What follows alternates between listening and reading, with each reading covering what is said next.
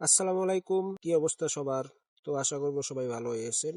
তো আমার সঙ্গে যাকে দেখতে পাচ্ছেন উনিও একজন ড্রাইভার। বড় ভাইকে দেখতে ভদ্র মনে হলো, আসলে সেই ভদ্র না, অনেক পুংটা। সে একজন টিকটক ড্রাইভার, ওনার নাম হয়েছে চান মিয়া।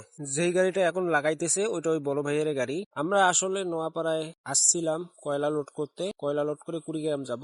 তো আজকের ভিডিওটার মাধ্যমে আপনাদেরকে দেখাবো গাড়ি কিভাবে লোড হয় সেইটা। ভিডিওটা ভালো লাগলে অবশ্যই লাইক কমেন্ট শেয়ার করতে ভুলবেন না। তো কিছুক্ষণ আগে যে বলছিলাম চান ভাই অনেক পুংটা, তো এই ভিডিওর মাধ্যমে দেখতে পারবেন সে কিরকম, মানে টিকটক ম্যান, তো সে টিকটকের অভ্যেসটা ছাড়তে পারে নাই। কিছুক্ষণের মধ্যে দেখবেন ভাই গাড়ির সামনে এসে এন্ট্রি নিবে, ওই যে নিতেছে এন্ট্রি। হাহা, এরকম লোকগুলো আর কি সাথে থাকলে মন মেজাজ সবগুলো ভালো থাকে। তো চান ভাইয়ের জন্য এবং আমার জন্য আপনারা দোয়া করবেন যাতে আমরা সুস্থভাবে গাড়ি চালাতে পারি। আপনারা কি জানেন ভেকুর মধ্যে এক বাকেটের মধ্যে কতটুকু মাল ওঠে? তা আমি আপনাদেরকে বলি, ভেকুর মধ্যে আপনার যে বাকেট থাকে সে বাকেটে প্রায় এক বাকেট ফুল যদি হয় তাহলে প্রায় 500 থেকে 600 কেজির মতো ওয়েট হয়। যারা ভেকু চালায় তাদেরকে আমরা শুধু বলি যে আমরা 20 টন বা 22 টন মাল নেব, তারা আনুমানিক ভাবেই আইটেম মতো মাল আমাদের গাড়ির মধ্যে উঠাই দেয়।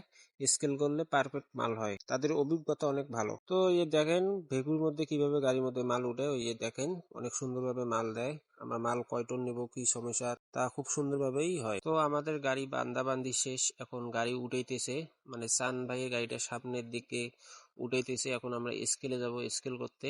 সান ভাইয়ের হেল্পার দেখেন বান্দরের মতো গাড়ির মধ্যে বসে রয়েছে, আর আমার গাড়িটা পিছনে পিছনে আসতেছে সান ভাইয়ের পিছনে। মানে দুইটা গাড়ি একসঙ্গে যাব, তো ওই জন্য সান ভাইকে আগে দিছি, পরে আমি আসতেছি। তো আশা করবো আপনারা সবাই ভালো থাকবেন এবং আমাদের জন্য দোয়া করবেন। অবশ্যই ভিডিও যদি ভালো লাগে লাইক কমেন্ট শেয়ার করবেন। পরবর্তী ভিডিওতে দেখা হবে।